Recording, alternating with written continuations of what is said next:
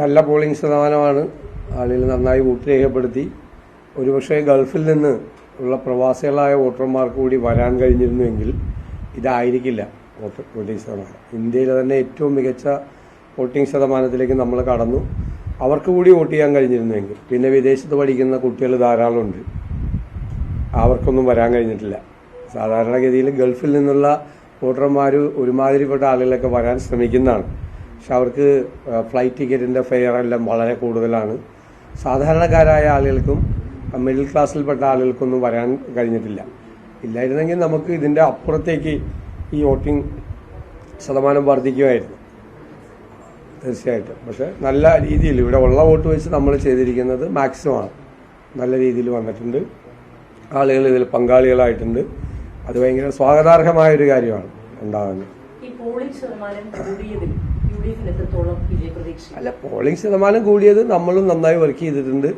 നമുക്ക് ചെയ്യാൻ പറ്റാവുന്ന അവസാനത്തെ വോട്ട് വരെ കൊണ്ടുപോയി നമ്മൾ ചെയ്യിച്ചിട്ടുണ്ട്. ഞാൻ കഴിഞ്ഞ ഒരു 30 വർഷത്തിനിടയിൽ കണ്ട UDFന്റെ പ്രവർത്തകരുടെയും നേതാക്കന്മാരുടെയും ഏറ്റവും മികച്ച തെരഞ്ഞെടുപ്പ് പ്രവർത്തനമായിട്ടാണ് ഞാനിതിനെ വിലയിരുത്തുന്നത്.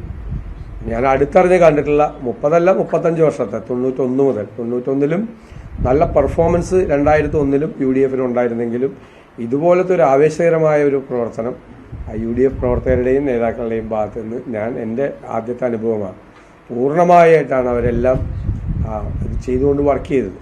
സ്വാഭാവികമായിട്ടും ഞങ്ങൾക്ക് തുടക്കം മുതലേ തന്നെ വിജയപ്രതീക്ഷയുണ്ട്. മാത്രമല്ല, കഴിഞ്ഞ 2005 മുതൽ ഞങ്ങളുടെ കൂടെ ഇല്ലാതിരുന്ന നിരവധി വിഭാഗങ്ങൾ UDFനും പിന്തുണ പ്രഖ്യാപിച്ചിട്ടുണ്ട്. വലിയ തോതിലുള്ള ഒരു സോഷ്യൽ ബാക്കപ്പ് സാമൂഹ്യമായി ഞങ്ങൾക്ക് കിട്ടിയിട്ടുണ്ട്. ദളിത് സംഘടനകൾ ഉൾപ്പെടെയുള്ള ഒരു വലിയ വിഭാഗം UDFനെ പിന്തുണച്ചിട്ടുണ്ട്. പിന്നോക്കം നിൽക്കുന്ന ജനവിഭാഗങ്ങൾ പിന്തുണച്ചിട്ടുണ്ട്. പിന്നെ പണ്ടെല്ലാം കോൺഗ്രസിൻ്റെയും UDFൻ്റെയും കൂടെ നിന്നിരുന്ന ധാരാളം ആളുകൾ ഇടയ്ക്ക് വെച്ച് പല കാരണങ്ങൾ കൊണ്ട് പിണങ്ങിപ്പോയവരും മാറിപ്പോയവരും എല്ലാം ശക്തമായി തിരിച്ചു വന്നിട്ടുണ്ട്. അതിനുവേണ്ടി ഞങ്ങൾ പ്രവർത്തിച്ചിട്ടുണ്ട് 5 കൊല്ലം, കഴിഞ്ഞ 5 കൊല്ലം. അതിൻ്റെ റിസൾട്ട് കൂടി ഉണ്ടായിട്ടുണ്ട് തീർച്ചയായിട്ടും. തുടക്കം മുതലേ പ്രതിപക്ഷ നേതാവ് പറയുന്നതാണ് 100 സീറ്റുകൾ. ഞാൻ അതിൻ്റെ ആത്മവിശ്വാസത്തിനൊരു രാഷ്ട്രീയമായ അടിത്തറയുണ്ട്. അത് പലർക്കും അത് മനസ്സിലായില്ല. നമ്മൾ വെറുതെ ഒരു നമ്പർ, ഒരു കൊട്ടക്കണക്ക് പറയുകയാണെന്നുള്ള രീതിയിലാണ്. ഞാൻ പറഞ്ഞല്ലോ, 2001 100 സീറ്റ് കിട്ടിയതാണ്. പിന്നെ 2005 മുതൽ ഒരുപാട് വിഭാഗങ്ങൾ UDFനെ വിട്ടുപോയിട്ടുണ്ട്. ഞാനതൊന്നും വിശദീകരിക്കുന്നില്ല. പക്ഷെ അവരെല്ലാം ഞങ്ങൾക്ക് തിരിച്ചു കൊണ്ടുവരാൻ ഞങ്ങൾക്ക് കഴിഞ്ഞിട്ടുണ്ട്. തിരിച്ചു കൊണ്ടുവരാൻ അതിൽ 90-95% പേരെ തിരിച്ചു കൊണ്ടുവന്ന ഒരു പൊളിറ്റിക്കൽ വർക്ക്, വളരെ സൈലന്റ് ആയിട്ടുള്ള ഒരു പൊളിറ്റിക്കൽ വർക്ക് ഞങ്ങൾ നടത്തിയിട്ടുണ്ട്. ഒന്ന്. രണ്ടാമത്തത്, നമ്മൾ എല്ലാ ബൈ ഇലക്ഷൻസിലും പാർലമെന്റ് ഇലക്ഷനിലും ലോക്കൽ ബോഡി ഇലക്ഷനിലും ഉണ്ടായ അത്യപൂർവമായ വിജയം, ഒരു കാലഘട്ടത്തിലും ഉണ്ടാകാത്ത വിജയം, ഇന്ത്യയിൽ ഒരു സംസ്ഥാനത്തും ഒരു പ്രതിപക്ഷത്തിനും അവകാശപ്പെടാൻ കഴിയാത്ത ഒരു വിജയമാണത്. പാർലമെന്റിൽ നമുക്കൊരു പല കാരണങ്ങളുണ്ട്. ഇപ്പോൾ രാഹുൽ ഗാന്ധിയെ പോലുള്ള ഒരാൾ ഇവിടെ വന്ന് മത്സരിക്കുന്നതിൻ്റെയൊക്കെ ഒരു വ്യത്യാസമുണ്ട്. പക്ഷേ കഴിഞ്ഞ പ്രാവശ്യത്തെ പാർലമെന്റ് ഇലക്ഷനിൽ UP അധികാരത്തിൽ വരും, രാഹുൽ ഗാന്ധി പ്രധാനമന്ത്രി ആകുമെന്നുള്ള സാഹചര്യം. ഇപ്രാവശ്യം അതല്ല. ഇവിടെ തെരഞ്ഞെടുപ്പ് നടക്കുന്ന ഘട്ടത്തിൽ 400-ലധികം സീറ്റുമായി മോഡി ഭരണകൂടം അധികാരത്തിൽ വരും എന്നുള്ള ഒരു ധാരണ നിൽക്കുമ്പോൾ പോലും നമുക്ക് ഇത്ര വലിയ വിജയം പാർലമെന്റിൽ ഉണ്ടാക്കാൻ കഴിയും. അത് സാധാരണ 19-ലുണ്ടായ വിജയത്തിൽ നിന്നും വ്യത്യസ്തമാണ്.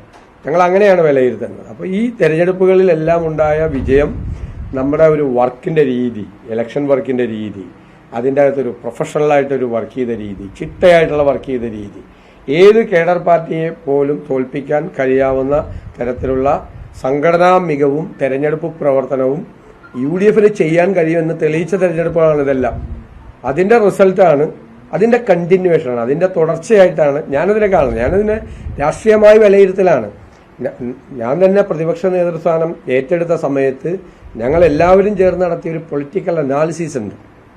എന്താണ് ഞങ്ങൾക്ക് കഴിഞ്ഞ 10-15 കൊല്ലക്കാലം സംഭവിച്ചത്? 2011 നേരിയ ഭൂരിപക്ഷത്തിൽ അധികാരത്തിൽ വന്ന് എന്താണ് സംഭവിച്ചത് എന്ന് ഞങ്ങൾ നന്നായി വിലയിരുത്തിയിട്ടുണ്ട്. ആ വിലയിരുത്തലിൻ്റെ അടിസ്ഥാനത്തിൽ നടത്തിയ ഒരു വളരെ നിശബ്ദമായിട്ടുള്ള ഒരു വർക്ക്, അതിൻ്റെ നമ്മൾ പറയില്ല, എൻ്റെ കൾമിനേഷൻ ആണെന്ന് പറയില്ല, എൻ്റെ അവസാന ആണ് ആ ലോക്കൽ ബോഡി തെരഞ്ഞെടുപ്പും അതിൻ്റെ തുടർച്ചയായിട്ടുണ്ടാകുന്ന ഈ തെരഞ്ഞെടുപ്പ്. അതാണ് നമ്മുടെ ഒരു അങ്ങനെ ഒരു കണക്കുകൂട്ടലിലേക്ക് നിങ്ങൾ പലരും വിചാരിച്ചിരിക്കുന്നത് ഇത് ഈ തെരഞ്ഞെടുപ്പ് കാലത്ത് നമ്മൾ ഇത്രയും വോട്ടിൽ ജയിക്കും, ഇത്രയും സീറ്റ് കിട്ടും എന്ന് പറയുന്ന അതല്ലായിരുന്നു. ഞാൻ അങ്ങനെ പറയുന്ന ഒരാളല്ലല്ലോ. അങ്ങനെ പറയുന്ന ഒരാളല്ല, അങ്ങനെ പറയാൻ പാടില്ല. അങ്ങനെ പറഞ്ഞാൽ നമ്മുടെ വിശ്വാസ്യത പോവും. ഇതിന്റെ അടിസ്ഥാനത്തിലാണ് ഞാൻ പറഞ്ഞത്. എല്ലാ തെരഞ്ഞെടുപ്പുകളിലെയും പ്രവചനം നടത്തിയത് അത്തരം അടിസ്ഥാനത്തിന്റെ പേരില്ല. വെറുതെ കൊട്ടക്കണക്ക് ഒരു തെരഞ്ഞെടുപ്പിലും പറഞ്ഞിട്ടുണ്ടോ? ഏതെങ്കിലും തെരഞ്ഞെടുപ്പ് പറഞ്ഞില്ല. ലോക്കൽ ബോഡിയിൽ ഞാൻ 4 കോർപ്പറേഷൻ കിട്ടുമെന്ന് പറഞ്ഞപ്പോൾ എന്നെ എല്ലാവരും കളിയാക്കുമായിരുന്നു. 4 കോർപ്പറേഷനോ UDF എന്ന് ചോദിച്ച് കളിയാക്കുമായിരുന്നു. പക്ഷെ കിട്ടിയല്ലോ 4 കോർപ്പറേഷൻ. 7 ജില്ലാ പഞ്ചായത്ത് വേണമെങ്കിൽ 8ഉം 9ഉം ജയിക്കാമെന്ന് പറയും. 8ാമത്തെ കാസർഗോഡ് 1 സീറ്റിനും 9ാമത്തെ തിരുവനന്തപുരത്ത് 2 സീറ്റുമാണ് പോയത്. അപ്പം അത് ആ കണക്കിന്റെ അടിത്തറ ഇതാണ്. പൊളിറ്റിക്കൽ അനാലിസിസാണ് നടത്തിയിട്ട് അതിന്റെ മീതെ നടത്തിയിരിക്കുന്ന ഒരു വർക്കാണ്.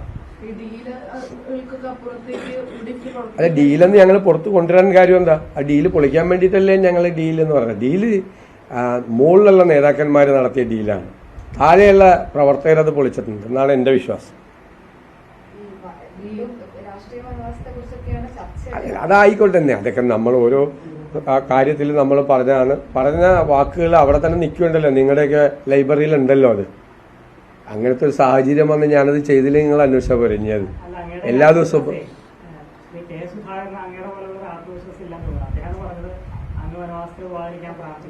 ഞാനിത് മറുപടി നിങ്ങളോട് കൃത്യമായിട്ട് പറഞ്ഞതാണ്.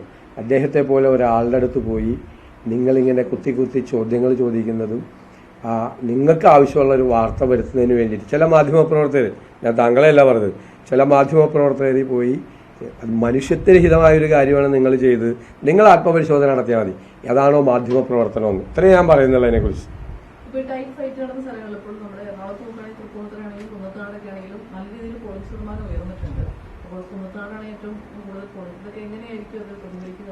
അല്ല, എറണാകുളം ജില്ലയിലും മലപ്പുറം ജില്ലയിലും പിന്നെ ഇടുക്കി, പത്തനംതിട്ട, ഈ 4 ജില്ലകളിലും ഒരു ക്ലീൻ സ്വീപ്പ് UDFന് അനുകൂലമായി ഉണ്ടായാൽ അത്ഭുതപ്പെടാനില്ല. 4 ജില്ല എന്ന് വെച്ചാൽ 40 സീറ്റാണ്. 16ഉം 14ഉം 5ഉം 5ഉം 40 സീറ്റിൽ ഒരു ക്ലീൻ സ്വീപ്പ് ഈ 4 ജില്ലയിൽ UDFന് അനുകൂലമായി. ഞാൻ ബാക്കി ജില്ലയിലൊന്നും ഞാനത് അവകാശപ്പെടുന്നില്ല. 4 ജില്ലയിലും ബാക്കി ജില്ലയിൽ വയനാട് ഉണ്ടാവും. 43 സീറ്റ്, 5 ജില്ലകളിൽ ക്ലീൻ സ്വീപ്പ് ഉണ്ടാവും എന്നാണ് ഞങ്ങളുടെ ഒരു പ്രതീക്ഷ. 43 സീറ്റ്. അവിടെ അത്രയും നല്ല പൊളിറ്റിക്കലായിട്ടുള്ള ബേസും സോഷ്യൽ ഇതും പിന്നെ ഇലക്ഷൻ വർക്കും ഒക്കെ ഞങ്ങൾ നന്നായി നടത്തി. ഞങ്ങൾ ടാർഗറ്റ് ചെയ്താണ് ഈ 5 ജില്ല. ടാർഗറ്റ് ചെയ്താണ് ആദ്യം തന്നെ ഈ 5 ജില്ലയിൽ മുഴുവൻ സീറ്റും പിടിക്കണം എന്നുള്ളൊരു ടാർഗറ്റ് ചെയ്തിട്ടുണ്ട്. അപ്പോൾ ഇപ്പോഴത്തെ പോളിംഗ് ശതമാനവും അവിടുത്തെ ഒരു വർക്കും എല്ലാം കൂടി അസസ് ചെയ്ത് ഈ 43 സീറ്റ് കിട്ടിയാലും എനിക്ക് അത്ഭുതം ഉണ്ടാവില്ല. ഈ മധ്യ കേരളത്തിലെ കണക്ക് നോക്കി കഴിഞ്ഞാൽ ആലപ്പുഴയിലൊക്കെ പോളിംഗ് ശതമാനം ഈ മറ്റതിന് താരതമ്യം ചെയ്യുമ്പോൾ ഉയർന്നിട്ടില്ല. കോട്ടയത്തും ആ രീതിയിലേക്ക് ഉയർന്നിട്ടില്ല. അവിടെ നമ്മളിപ്പോൾ ഉദ്ദേശിച്ച രീതിയിലേക്ക് പ്രവർത്തിക്കും. നമ്മളുടെ വർക്ക് നടന്നിട്ടുണ്ട് അവിടെ. ആലപ്പുഴ ജില്ലയിൽ ഞങ്ങൾക്ക് കഴിഞ്ഞ പ്രാവശ്യം ഒരു സീറ്റ് ഉണ്ടായിരുന്നില്ല. അതായിരിക്കില്ലല്ലോ ഇപ്രാവശ്യം. ന്യൂനപക്ഷ വോട്ടുകളൊക്കെ അനുകൂലമായിട്ട് രേഖപ്പെടുത്തിയതിൽ അല്ല, ഇതിൻ്റെ അകത്ത് ഇതൊരു പൊതുവായിട്ട് ട്രെൻഡാണ്. ഒന്ന് ഗവൺമെന്റിനെതിരായിട്ടുള്ളൊരു വികാരമുണ്ട്. അപ്പോൾ ആളുകൾക്കൊരു നിരാശയും മറ്റൊക്കെ ഉണ്ട്. വല്ലാത്ത ഒരു പ്രയാസവും ഒരു പ്രതിഷേധവും അമർഷവും ഒക്കെ ഉണ്ട്. അതിൻ്റെ കൂടെ സാധാരണ പതിവില്ലാത്ത തരത്തിൽ ഞങ്ങളൊരു ഹോപ്പ് കൂടി കൊടുത്തിട്ടുണ്ട്. ഞങ്ങളൊരു ഓൾട്ടർനേറ്റീവാണ്, ഞങ്ങളൊരു ബദലാണ്, ഇതിന് ഞങ്ങളൊരു മാറ്റം ഉണ്ടാക്കും, ഞങ്ങൾക്കതിന് കഴിയും എന്നുള്ളൊരു സംഭവം കൂടി കൊടുത്തിട്ടുണ്ട്. സാധാരണ അത് ചെയ്യാറില്ല, ഒരു പ്രതിപക്ഷം അത് ചെയ്തിട്ടില്ല. ഞങ്ങൾ വരുമ്പോൾ ആ സിറ്റുവേഷൻ ഇല്ലെങ്കിൽ ആളുകൾ ഇപ്പോൾ പറഞ്ഞു തുടങ്ങി എല്ലാവരും ഒരുപോലെയാണ് എന്ന് പറഞ്ഞു തുടങ്ങിയിരിക്കുന്ന ഒരു സാഹചര്യത്തിൽ നിന്ന് വ്യത്യസ്തമായി അവർ വന്നാൽ മാറ്റം ഉണ്ടാകും എന്നൊരു ചർച്ച അത് ഏറ്റവും കൂടുതൽ ചെറുപ്പക്കാരുടെ ഇടയിൽ ഞങ്ങൾക്കുണ്ടാക്കാൻ കഴിഞ്ഞിട്ടുണ്ട്. അത് ഞങ്ങളുടെ ഒരു തെരഞ്ഞെടുപ്പ് പ്രവർത്തനത്തിൻ്റെയും ഞങ്ങളുടെ ഒരു വ്യത്യസ്തമായ ശൈലിയാണ്. ഇതുവരെ ഉണ്ടാകാത്തൊരു വ്യത്യസ്തമായ ശൈലി. നിങ്ങൾക്ക് തന്നെ അറിയാലോ, 2 വർഷം മുമ്പേ ഞങ്ങൾ ഈ പറയുന്ന ഗവൺമെന്റ് പരാജയപ്പെട്ടു എന്ന് ഞങ്ങൾ ആക്ഷേപിച്ച ഫീൽഡിലെല്ലാം ഞങ്ങളൊരു വർക്ക് തുടങ്ങിയിട്ടുണ്ടായിരുന്നു. ഒരിക്കലും ഒരു പ്രതിപക്ഷവും ചെയ്യാത്തതാണ്. സാധാരണ ചെയ്യാറുള്ളത് അവസാനമാകുമ്പോഴേക്കും ഒരു ഇലക്ഷൻ തൊട്ട് മുമ്പ് ഞങ്ങൾ ഇതുപോലത്തെ ഒരു കോൺക്ലേവ് നടത്തും, അല്ലെങ്കിൽ AKG സെന്ററിൽ ഒരെണ്ണം നടത്തി 2 പ്രതിപക്ഷത്തിരിക്കുന്ന ആരാണ്. ഇതല്ല, ഇത് ഓരോ ടോപ്പിക്കിലും ഓരോ സബ്ജക്റ്റിലും നല്ല വർക്കാണ് തരുന്നത്. ഓരോ സബ്ജക്റ്റിലും എന്താണ് ചെയ്യേണ്ടത് എന്നതിനെക്കുറിച്ചുള്ള കൃത്യമായ ധാരണ ഉണ്ടാക്കിയിട്ടുണ്ട്. ഞാൻ അതിൻ്റെ എല്ലാവരുടെ അടിസ്ഥാനത്തിലാണ് ഈ കണക്ക് പറയാറുള്ളത്. ഉറപ്പായിട്ട് സംസ്ഥാനത്തൊട്ടാകെ UDF തരംഗമുണ്ട്. ഞാൻ ഇന്നലെ പറഞ്ഞല്ലോ, നിയമത്തെ ന്യൂനപക്ഷ വോട്ടുകളെ ഭിന്നിപ്പിച്ച് ബിജെപിക്ക് അനുകൂലമായി യു ഡി എഫ് ശ്രമിച്ചെന്ന് വിഷ്ണുകുട്ടിയുടെ ഒരു ആരോപണമുണ്ട്. ആ പറയണതിലൊക്കെ എന്താ അടിസ്ഥാനമുള്ളത്? ന്യൂനപക്ഷങ്ങൾ അവിടെ ഞങ്ങളും മത്സരിക്കല്ലോ. അവിടുത്തെ ന്യൂനപക്ഷങ്ങൾ ഞങ്ങൾക്ക് വോട്ട് ചെയ്ത് എന്താ കുഴപ്പം? ശിവൻകുട്ടിക്ക് എന്താ പ്രശ്നം? ഞങ്ങൾ മത്സരിക്കുകയല്ലേ. ഞങ്ങളിവിടെ തെരഞ്ഞെടുപ്പ് സീരിയസ് ആയിട്ട് മത്സരിക്കുന്നതുകൊണ്ടല്ലേ ഞങ്ങളുടെ മുൻ MLA KS ശബരിനാഥനെ ഞങ്ങൾ മത്സരിപ്പിച്ചത്. ഞങ്ങളൊരു വീക്ക് കാൻഡിഡേറ്റിനെ മത്സരിപ്പിച്ചിരുന്നെങ്കിൽ ശിവൻകുട്ടി പറഞ്ഞതിനെ അത് BJP ജയിപ്പിക്കാൻ വേണ്ടിയിട്ടാണെന്ന് പറഞ്ഞതന്നെ. അതൊക്കെ വെറുതെ ന്യൂനപക്ഷ വോട്ട് ഒരു UDF സ്ഥാനാർത്ഥിക്ക് കിട്ടിയതിന് ഇദ്ദേഹം എന്തിനാണ് ദുഃഖിക്കണം? അത് ഞങ്ങൾക്ക് കിട്ടൂല, ഞങ്ങൾക്ക് കിട്ടണമല്ലോ. ന്യൂനപക്ഷങ്ങളിൽ അദ്ദേഹത്തിന്റെ പാർട്ടിയിൽ വിശ്വാസമില്ല. ഇവരാരും ഈ കേരളത്തിന്റെ ചരിത്രത്തിൽ ആദ്യമായിട്ടാണ് മന്ത്രിമാരും മണ്ഡലത്തിൽ നിന്ന് പുറത്തിറങ്ങാത്തത്. നിങ്ങളൊന്ന് പരിശോധിക്കും, ഞങ്ങളെ പൂട്ടുമെന്നല്ല പറഞ്ഞത്. VD സതീശനെ നിയോജകമണ്ഡലത്തിൽ പൂട്ടും, അവരെ പൂട്ടും, ഇവരെ പൂട്ടും, പുറത്തിറക്കില്ല, അവിടെ നിന്ന് ജയിക്കാൻ പറ്റും. ഞാൻ നിങ്ങൾക്കറിയാമല്ല, ഞാൻ നോമിനേഷൻ കൊടുത്തൊരു പ്രചരണം നടത്തിയിട്ട് ഞാൻ പോയിട്ട് ഞാൻ കലാശക്കൊട്ടിൻ്റെ അന്ന് രാവിലെയാണ് തിരിച്ചു വന്നത്. അറിയാലോ, ഈ മന്ത്രിമാരെ നിങ്ങൾ തെക്കുന്ന് അങ്ങോട്ട് വടക്കോട്ട് എണ്ണിക്കോ, എത്ര പേര് മുഖ്യമന്ത്രി പോയി, ഞാൻ സമ്മതിക്കുന്നു, അദ്ദേഹത്തിന് പോവാം. ബാക്കിയുള്ള വലിയ അവകാശവാദമൊക്കെ ഉന്നയിച്ച ഈ മന്ത്രിമാരുണ്ടല്ലോ, ഈ ശിവൻകുട്ടിയോടൊക്കെ സ്വന്തം മണ്ഡലത്തിന്റെ പുറത്തോട്ട് പോയിട്ടില്ല. ഇവരായിരുന്നു APCC പ്രസിഡന്റൊക്കെ ഒരുപാട് ജില്ലകളിൽ പര്യടനം നടത്തി. അതെ,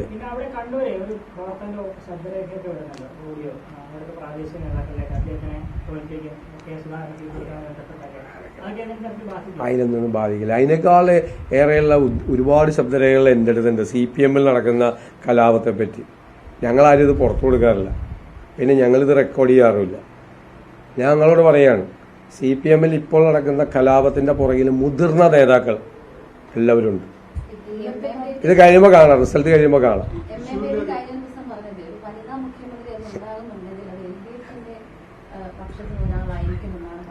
അല്ല, LDF-ന് ഇനിയിപ്പോ വനിതാ മുഖ്യമന്ത്രിയെ കുറിച്ച്, യുവ മുഖ്യമന്ത്രിയെ കുറിച്ചൊക്കെ പറയാം. കാരണം അധികാരത്തിൽ വരില്ലല്ലോ, അധികാരത്തിൽ വരില്ല അവര്. അപ്പൊ അധികാരത്തിൽ വരാത്ത സാഹചര്യത്തിൽ വനിതാ മുഖ്യമന്ത്രിയെ കുറിച്ചോ യുവ മുഖ്യമന്ത്രിയെ കുറിച്ചൊക്കെ ചർച്ച ചെയ്യാമല്ലോ അവർക്ക്. അവര് ശ്രീ പിണറായി വിജയന്റെ നേതൃത്വത്തിൽ അദ്ദേഹത്തിന് മുന്നിൽ നിർത്തിയിട്ടല്ലേ മത്സരിച്ചത്, അല്ലേ? 10,000 ബോർഡ് പിണറായി വിജയന്റെ പടം വെച്ചിട്ടല്ലേ അവർ മത്സരിച്ചത്, അല്ലേ? പിണറായി 3 എന്നല്ലേ അവർ പറഞ്ഞത്. അവരുടെ ക്യാമ്പയിനിൽ എല്ലാത്തിലും മൂന്നാം പിണറായി ഭരണം എന്നല്ല പറഞ്ഞത്. അപ്പൊ ഇപ്പൊ വനിതാ മുഖ്യമന്ത്രിയെ കുറിച്ച് പറയണത് ഭരണം ഒരു കാരണവശാലും വരില്ല എന്ന് ഉറപ്പുള്ളതുകൊണ്ടല്ലേ. അല്ല, അത് ഞങ്ങൾക്ക് നല്ല അനുകൂലമായി. ഞാൻ ആദ്യമേ പറഞ്ഞല്ലോ, ഞങ്ങളുടെ ആളുകളൊക്കെ പെട്ടെന്ന് ഇതായി. കാരണം ഞങ്ങൾക്ക് വളരെ കുറച്ചേ ഉണ്ടായുള്ളൂ ബോർഡുകളൊക്കെ, സാമ്പത്തിക പ്രശ്നം ഉണ്ടായിരുന്നു. അപ്പോൾ എല്ലാവരും പെട്ടെന്ന് ഡൗൺ ആയി. അങ്ങനെയല്ല ഇലക്ഷൻ കാലത്ത് പ്രവർത്തകർ. അപ്പോൾ ഞാൻ പറഞ്ഞു, സമാധാനിച്ചോ, അത് നമുക്ക് അനുകൂലമായി മാറുമെന്ന്. അമിതമായ പ്രചരണം, അത് സർക്കാരിന്റെ കാശ് കൊണ്ടാണ് നടത്തിയതെന്നുള്ള ബോധ്യം ജനങ്ങൾക്ക് മുഴുവനുണ്ട്. സർക്കാരിന്റെ പണമാണ് ഉപയോഗിച്ചത്. 6 മാസമില്ല തുടങ്ങിയത്.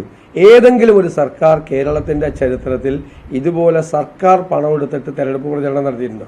തെരഞ്ഞെടുപ്പിന് 6 മാസം മുമ്പേ തുടങ്ങിയ വർക്കാണ്, കോടികളാണ്. ഞാനുള്ള കംപ്ലീറ്റ് ഡീറ്റെയിൽസ് ഉണ്ട്. ഞാനൊരു കംപ്ലീറ്റ് ഡീറ്റെയിൽസ് എടുത്തു തരാം. ഫിനാൻസിൽ നിന്ന് ഓരോന്ന് പാസ്സാക്കി പോകുന്നത്. സോഷ്യൽ മീഡിയ ക്യാമ്പയിന് വരെ 15 കോടി കൊടുത്തേക്കാണ്. Social media campaign. ഗവൺമെന്റ് എവിടെയാണ് സോഷ്യൽ മീഡിയ ക്യാമ്പയിൻ നടത്തുന്നത്?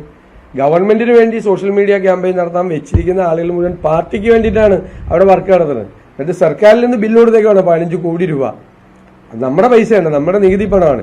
ഇതുപോലെ മെഷീനറി മിസ്യൂസ് ചെയ്ത ഒരു കാലം കേരളത്തിലുണ്ടായിട്ടില്ല. മറ്റു സ്റ്റേറ്റിലൊക്കെ കാണുമല്ലോ, കേരളത്തിലുണ്ടായിട്ടില്ല.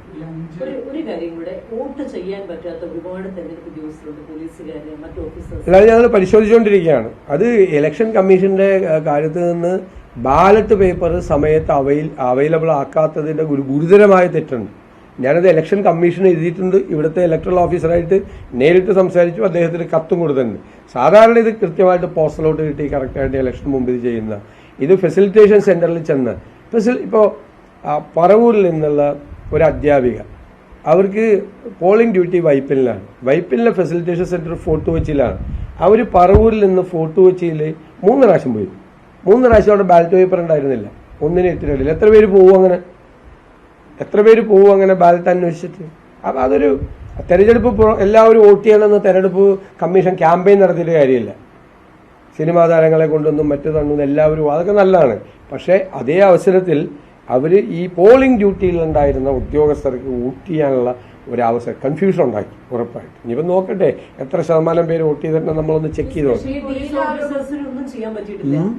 NCC cadets, special police officers ആയിട്ട് എടുക്കുന്നതൊന്നും ചെയ്യാൻ പറ്റില്ല. വലിയ ബുദ്ധിമുട്ടാണ്. അവരൊക്കെ 18 വയസ്സ് കഴിഞ്ഞ കുട്ടികൾ ധാരാളമായിട്ടുണ്ട്. ഞാൻ തന്നെ എൻ്റെ നിയോജനത്തിൽ നേരിട്ട് ഇടപെട്ടിട്ടാണ് പലർക്കും ഉള്ളത് കിട്ടിയത്. വലിയ ബുദ്ധിമുട്ടായിരുന്നു. ഞാനൊരു സാധ്യതയും കാണുന്നില്ല. ആദ്യത്തെ എൻ്റെ ഒരു അസസ്മെന്റ്. ഇനി വരട്ടെ, പിന്നല്ലേ എല്ലാ നിയോജക മണ്ഡലങ്ങളിൽ നിന്നുള്ള റിപ്പോർട്ടുകളൊക്കെ വരുന്നത്. ഇന്ന് നാളെ ആയിട്ടല്ലേ വരുള്ളൂ. അത് കഴിഞ്ഞിട്ട് പറയാം. ഇതുവരെയല്ല നമ്മുടെ ഒരു അസസ്മെന്റിൽ അങ്ങനെ ഒരു സാധ്യത കുറവാണ്. എവിടെയാണ്? ഞാൻ അറിഞ്ഞില്ലല്ലോ. ആണോ? ഞാൻ അറിഞ്ഞില്ല. എൻ്റെ ശ്രദ്ധയിൽപ്പെട്ടില്ല. അവിടെ അങ്ങനെ കള്ളവോട്ട് നടക്കാൻ സാധ്യതയുള്ള സ്ഥലമല്ല. കാരണം സാധാരണ എല്ലായിടത്തും കള്ളവോട്ട് നടക്കുന്ന CPM അല്ലേ. പറവൂരിലൊന്നും അങ്ങനെ കള്ളവോട്ട് നടത്താൻ അവിടെയൊക്കെ ഇരിക്കുന്ന നമ്മുടെ ബൂത്തിലെ ഏജന്റിനൊക്കെ ആര് വന്നാലും തിരിച്ചറിയാവുന്ന ഏജന്റുമാരാണ്. സാധാരണ CPM ആണ് കള്ളവോട്ട് നടത്തുന്നത്. പറവൂരൊന്നും അങ്ങനെ CPM-നെ കള്ളവോട്ട് നടത്താൻ സാധിക്കും. കോൺഗ്രസ് ഉള്ള വോട്ട് കൊണ്ടേ ചെയ്യിപ്പിക്കാൻ നോക്കുക. ആരെവിടെ? ഞങ്ങളവിടെ വലിയ മാർജിനിൽ ജയിക്കും. കുന്നത്തനാട് ഞങ്ങൾ LDF-ൽ നിന്ന് ആ സീറ്റ് പിടിച്ചെടുക്കും. വലിയ മാർജിൻ. ഞാനാ പറഞ്ഞത്, നിങ്ങൾ എഴുതി വെച്ചു. വലിയ മാർജിനിൽ നിന്ന് പിടിച്ചെടുക്കും. അവർ ഈ BJP-യുടെ പുറകെ പോയി കഴിഞ്ഞപ്പോൾ അവരുടെ കൂടെ ഉണ്ടായിരുന്ന 75% വർക്കേഴ്സ് കോൺഗ്രസ്സുകാരും ഉണ്ടായിരുന്നു. അവരുടെ കൂടെ അനുഭാവികൾ ഉണ്ടായിരുന്നു. അവരുടെ കൂടെ പോയത് അതൊക്കെ തിരിച്ചു വന്ന് ഞങ്ങൾക്ക് വോട്ട് ചെയ്യുകയാണ്. അവരുടെ പരിതാപകരമായ 3-ാം സ്ഥാനത്തായിരിക്കും അവർ 2020 അവിടെ. പരിതാപകരമായ 3-ാം സ്ഥാനത്ത്.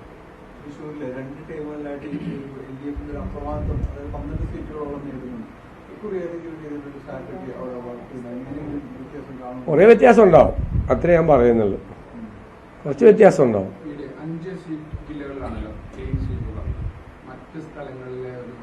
അത് വേണ്ട, അത് വരട്ടെ, നമുക്ക് പറയാം. ഞാനിത് പറഞ്ഞതാണ്, ബാക്കി പറയാം. നമുക്ക് എല്ലായിടത്തു നിന്നുള്ള മുഴുവൻ റിപ്പോർട്ടുകളൊക്കെ ഒന്ന് വരട്ടെ. അല്ല, അത് CPM-ന്റെ മറ്റേ ഇത് നടത്തുന്ന ആളുകളുടെ ഇടയിൽ ചർച്ച ചെയ്തിട്ടുണ്ട്. അല്ലാതെ ഇത് ചർച്ച ചെയ്തിട്ടില്ല. അത് ചർച്ചയാക്കാൻ വേണ്ടി ശ്രമിച്ചു. കാരണം ഒന്നുമില്ല, പ്രതിരോധിക്കാൻ. രക്തസാക്ഷി ഫണ്ട് തട്ടിപ്പ് നടത്തിയത് പ്രതിരോധിക്കാൻ വിഷയമില്ലാതെ ശബരിമല തട്ടിപ്പും വലിയ കൊള്ള നിൽക്കുകയല്ലേ. ശബരിമലയിലെ കൊള്ളയും മറ്റേ രക്തസാക്ഷി ഫണ്ടും ഇങ്ങനെ നിൽക്കുകയല്ലേ. അതിനായുള്ള വിഷയമുള്ളത്. മറ്റിതിലൊന്നും ഒരു രൂപയുടെ പോലും ക്രമക്കേടില്ലാന്ന് ബാങ്കിന്റെ അക്കൗണ്ട് ഷീറ്റ് കൊടുത്തു കഴിഞ്ഞപ്പോൾ ക്ലിയർ ആയത്. എല്ലാ ദിവസവും പുള്ളിയോട് ചോദിക്കാൻ പറഞ്ഞേക്ക് എന്നോട് വന്നിട്ട് 25 പ്രാവശ്യം ഇത് വന്നിട്ട്.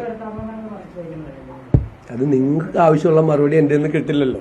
കൈരളിയിൽ ലീഡ് കൊടുക്കാനുള്ള മറുപടി എൻ്റെ നിന്ന് കിട്ടി. കഴിഞ്ഞില്ലേ മോനെ, ഇലക്ഷനൊക്കെ കഴിഞ്ഞില്ലേ. ഞാൻ അവിടെ വിളിച്ചു പറ, എല്ലാ ദിവസവും വന്ന് ഞാൻ ഇതേ ചോദ്യം ചോദിക്കുമ്പോൾ എൻ്റെ സഹപ്രവർത്തകർക്ക് പോലും എന്നോട് ഒരു സഹതാപം തോന്നുവാണ്. എന്നോടൊന്ന് അവിടെ ആ ബ്യൂറോയിലോ അല്ലെങ്കിൽ മുകളിലത്തെ സ്ഥലത്തോ മോനൊന്ന് വിളിച്ചു പറ.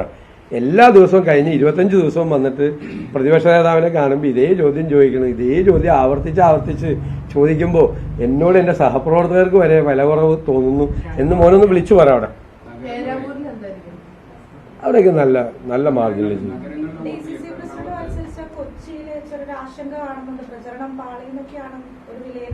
ആര് വിലയിരുത്തിയത്? അവിടെ നല്ല ഉഗ്ര പ്രചരണമായിരുന്നു. എന്തായി പറഞ്ഞത്? ഷിയാസിൻ്റെ അവിടെ പ്രചരണം പാളാണ്. നിങ്ങൾക്കറിയാൻ പാടില്ല ഷിയാസിന്. നമ്മൾ എറണാകുളത്ത് വർക്ക് ചെയ്യാൻ തുടങ്ങിയിട്ട് എത്ര ദിവസമായി? അയാളുടെ പ്രചരണം എവിടെ പാടുന്നത്? അയാൾക്ക് അതൊക്കെ നന്നായിട്ട് അറിയാവുന്നതാണ്. അയാൾ 10 പേരുടെ ജോലി എടുക്കുന്ന ആളാണ്. 10 പേരുടെ ജോലി ഒരുമിച്ചെടുക്കുന്ന ആളാണ്. പിന്നെ അയാൾ അവിടെ ചെല്ലുന്നത് തന്നെ അവിടെ വലിയ ആവേശമാണ്. ആ DCC പ്രസിഡന്റ് അവിടെ ചെല്ലുന്നത് തന്നെ ഭയങ്കര ആവേശമാണ് കൊച്ചിയിൽ. നിങ്ങൾ കൊച്ചി 23,000 വോട്ടിന് ഒരു കാര്യമുണ്ട്. 23,000 വോട്ടിന് കഴിഞ്ഞ പ്രാവശ്യം CPM ജയിച്ച സീറ്റിലാണ് ഞങ്ങളുടെ DCC പ്രസിഡന്റ് പോയി മത്സരിച്ചത്. ആലോചിച്ചോളാം. സിറ്റിംഗ് MLA 23,000 വോട്ടിന് ജയിച്ച സീറ്റിൽ പോയിട്ടാണ് ഞങ്ങളുടെ DCC. ആരെങ്കിലും പറഞ്ഞു വിടുമല്ലേ ഇത്? ഞങ്ങളുടെ DCC പ്രസിഡന്റ് നേരിട്ട് പോയി മത്സരിച്ചു. റിസൾട്ട് ഒരു നോക്കി. നഗരങ്ങളിലെ വലിയ വോട്ട് ശതമാനം വർദ്ധിച്ചിട്ടുണ്ട്. എറണാകുളത്ത് മാത്രം 11% വോട്ട് വീതം കൂടിയിട്ടുണ്ട്. അത് കുറെ SIR-ന്റെ ഇത് കൂടി ഉണ്ട് അതിൻ്റെ അകത്ത് ഫാക്ടർ. കാരണം മരിച്ചവരുടെ പേരുകൾ നീക്കം ചെയ്യപ്പെട്ടിട്ടുണ്ടല്ലോ, അതിൻ്റെ കൂടി വ്യത്യാസമുണ്ട്.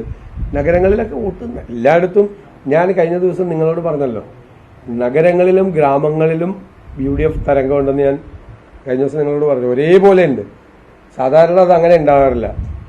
ഇതല്ല, നഗരങ്ങളിലും ഗ്രാമങ്ങളിലും ഉണ്ട്. ആ ട്രെൻഡ് ഉണ്ട് എല്ലായിടത്തും.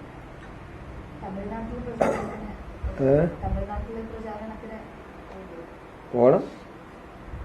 ക്ഷീണമൊക്കെ ഒന്ന് മാറണം. അപ്പൊ ശരിയാണ്. ഇനി 4-ാം തീയതി കഴിഞ്ഞിട്ട് കാണാം. 4-ാം തീയതി കാണാം.